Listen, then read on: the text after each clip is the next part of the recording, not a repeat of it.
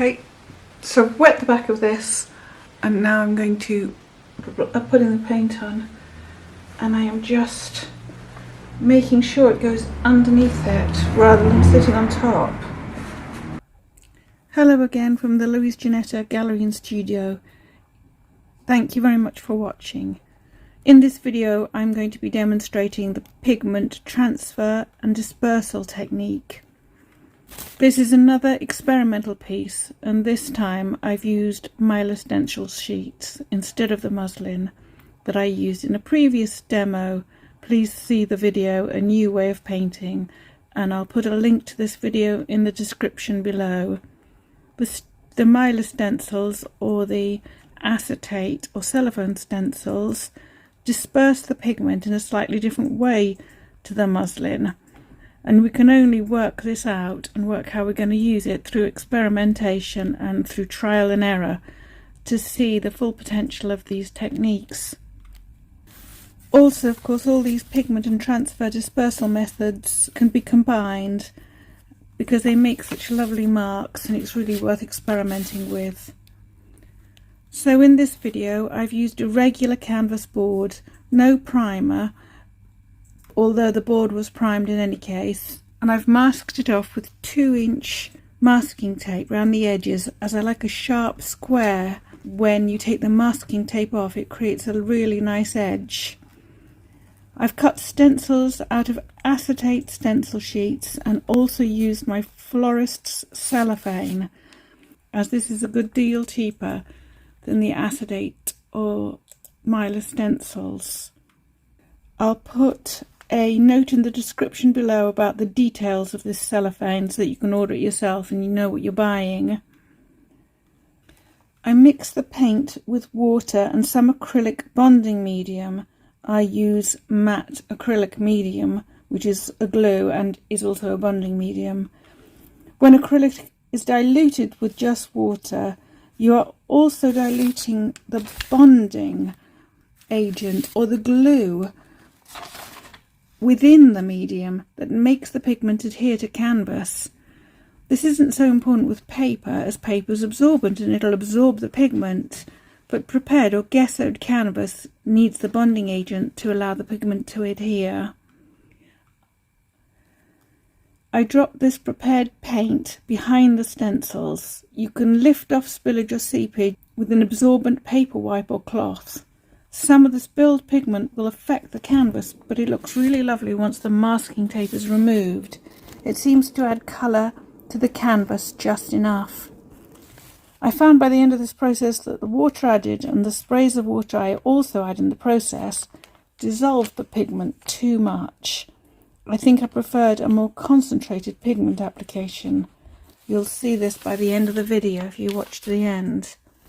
I add colour and allow it to mix beneath the stencils. It's very much guesswork at this stage, and you are allowing serendipity to perform its own magic.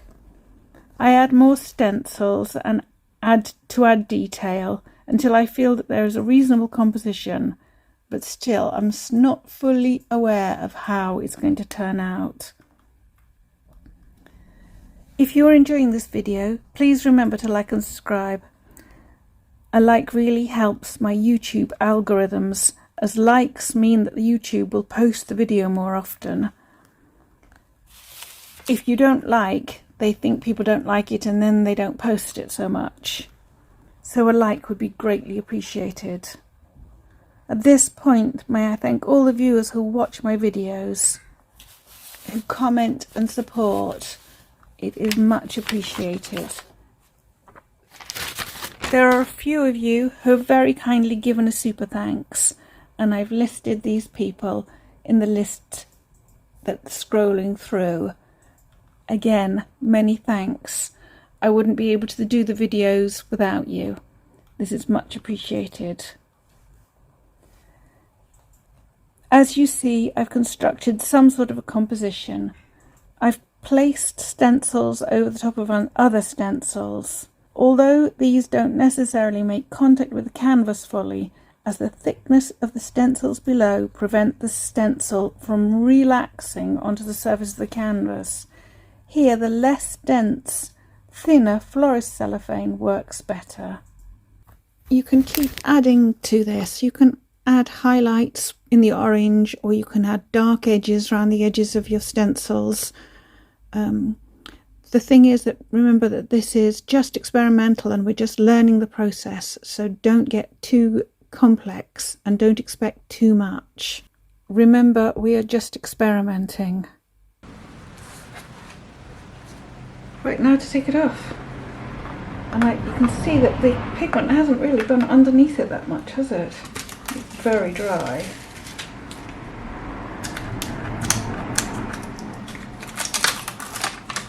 Now that is unbelievable, because even on the very intense bits which looked very pigmented, that hasn't actually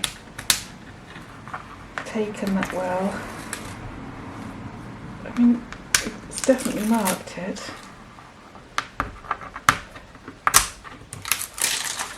I do like, yeah, no, that's, I was going to say that's really nice, but it's not. It's underneath it. Whether it's dried onto the actual plastics themselves. But it's quite interesting, isn't it? That's just onto a piece of canvas. No, that's onto canvas board. So you can really see that the warp and the weft of the board is showing through.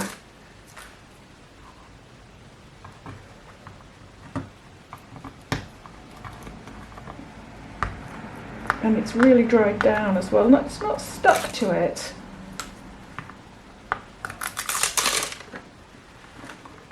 And I wonder how much of the pigment's actually coming off with the thing. I don't think it is much with the plastic.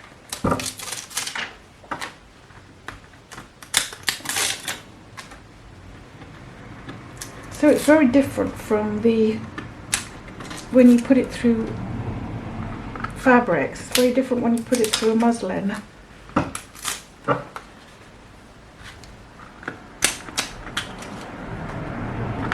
And I'm sure I could do it far better than that. I mean, I do think it's weird, rather nice. I think that's it. And then I've still got all the stencils left if I want to do it again. And it is a lovely strange mark making. It's a strange way of painting. Now this is got an edging of masking tape, so again when I take that off, the line around the edge will be more defined. It's very tempting to leave it as it is because it's got such a strange look about it. I think I like the more intensities of these bits, but there are some bits that work really nicely. I think I just didn't put enough pigment in.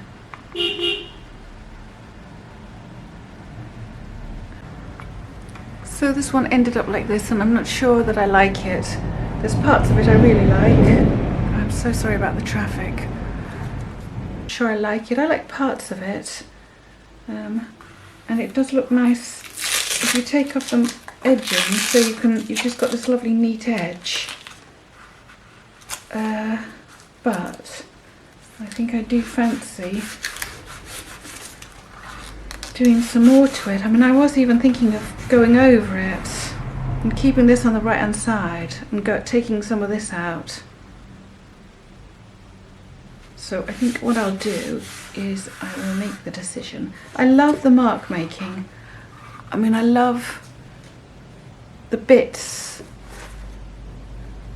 I love the way it's taken, but this was just on a piece of canvas, a piece of canvas board, not particularly good quality, not very fine, and you're very aware of the warp and weft of the canvas. So I could leave it as being quite a honest picture about the paint and the substrates, or I could sand it down and start again. I think the thing to do is to leave that, do some more on it, and I'm going to prepare another canvas board, but I'm going to actually prime it with gesso primer. So I'm ready to do a couple of marks there, trying to think what to go over them with. And the temptation is to go darker, because... So this is the second layer of stencil application. I loved the first results, but felt that it needed more.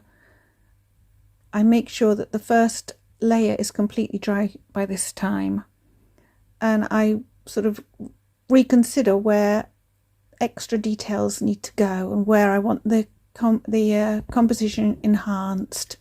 So I've sorted out a few templates, stencils that are going to go on, and I start to mark them out with the darker colour, which is going to lift the colours underneath. I'm showing you all this so that you are fully informed of the process that lead to the end result.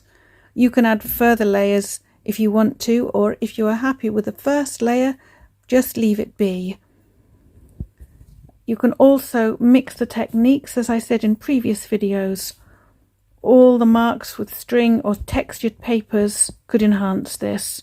You can even paint on top of it in ways that you want to. But I was really trying to see what the layering, the stencils, and how this layering would work. If you want to see previous methods, it's in the Try a New Way of Painting video that's in the link below. I'm still looking at what fits within this composition. Yeah, so I'm experimenting with how I'm going to lay the stencils out. And you'll see that in fact I'm painting the back of the stencils as well as spraying paper down and letting the pigment seep underneath. I think I wanted more intense pigment on the back of the stencils. You can clear up all the spillages round just with your piece of absorbent paper.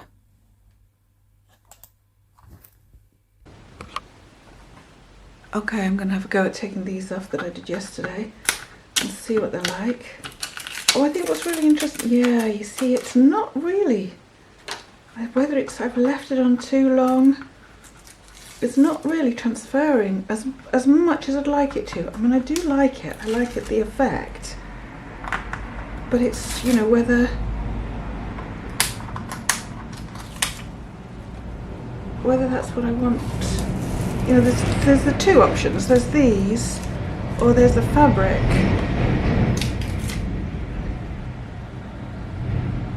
I mean, it is nice, it's strangely nice. As an abstract it is a bit unusual. I mean, I'd quite like another one there, just because it's not enough with just that. I love that circle. And I find this too dull now. Oh, a big circle there might be nice. But that's what I'll do. So maybe not that one, something smaller. Something the same size. And that's two the samey. So which one is that one? Oh, I've used it. Have I used it again? No, it's another one. So that's that one. I could just use part of it, you see. Because I'm not too keen on that bit there, am I? But I love these colours. And I love the way it's settled in there. And I think you could enhance that. And there's bits of it that I really like, you know, around the edges. I need to rub colour into these bits before I take off the edges. I think something going off the edge there would be nice. Maybe. Bring that round some more like so. And then bring it down. And you can have an extra bit in there.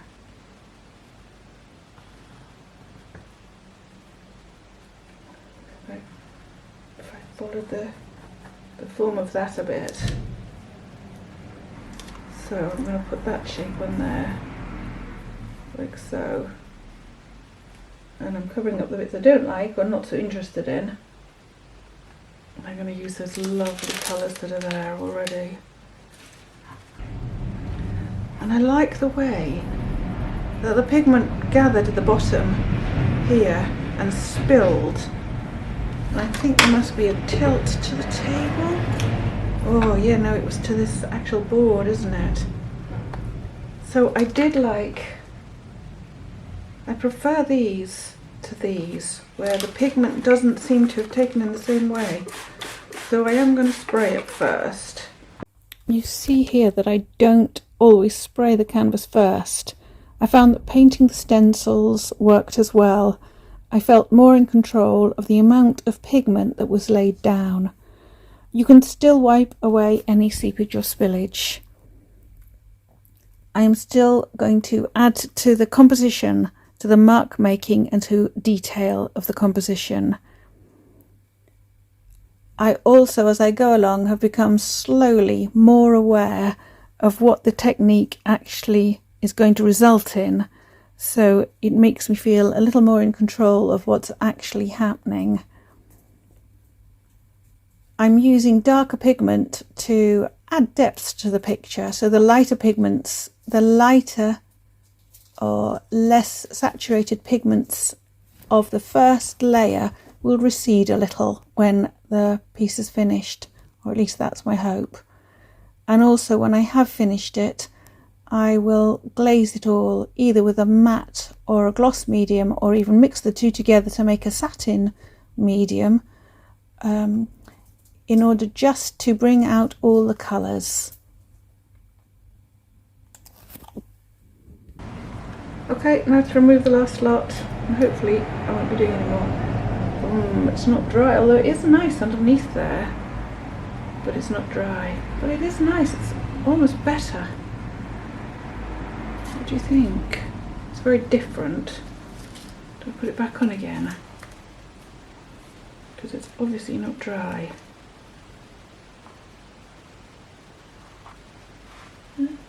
Just leave that.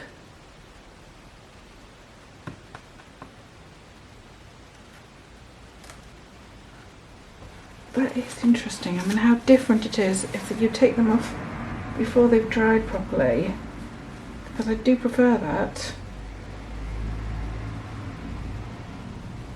I'm just going to see what happens.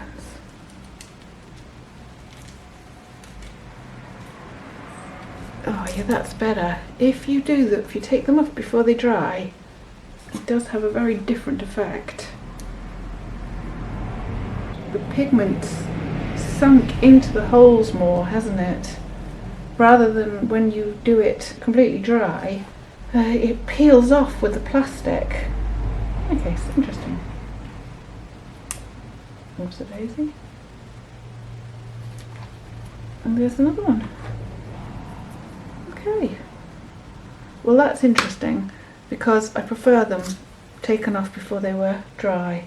So again, you learn as you go along. They almost have they lift off it more. I might even put these back down again, but with some green on it, and see if I can lift it up. See what they're like when they dry, whether the intensity of the colour recedes enough, so much that it doesn't look any different. But that's interesting. Right, now to take the edges off, to reveal it, because it's a nice bit. I'm going to try and actually get them off in one fell swoop, because it's so difficult to pick the edges if you don't. And let's see what the whole thing looks like. They look so much better once they're in a sort of edging. Okay, so there's my little abstract.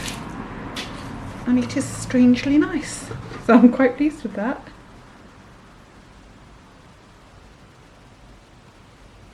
There's a few splodgy bits that I'm not too keen on. And then that's it. I could glaze it as well, and that'll bring out the colours even more. Hope you like it, hope you got something out of it, and hope you give it a go. Thanks very much for watching. All the best.